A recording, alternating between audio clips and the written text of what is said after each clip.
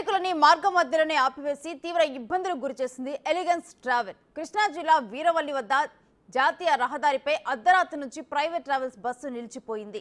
రాత్రి 2 గంటలకు బస్సును ఆపి డ్రైవర్, క్లీనర్ పారిపోయారు. ఏమైందో చెప్పకుండా బస్సు వదిలి వెళ్లిపోవడంతో ప్రయాణికులు దిక్కుతోచని స్థితిలో నిలిచిపోయారు.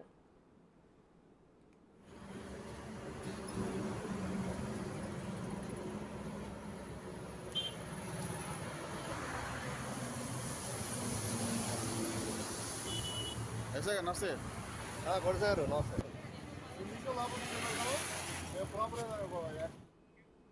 36 మంది ప్రయాణికులతో ఎలిగెన్స్ ట్రావెల్స్ బస్ వైజాగ్ నుంచి హైదరాబాద్ వెళ్తూ ఉండగా ఈ ఘటన జరిగింది. అర్జెంట్ పనుల మీద గమ్యస్థానానికి వెళ్లవలసిన వారు తీవ్ర ఇబ్బందులు పడ్డారు. పోలీసులు రంగంలోకి దిగి డ్రైవర్, క్లీనర్ ను అదుపులోకి తీసుకున్నారు.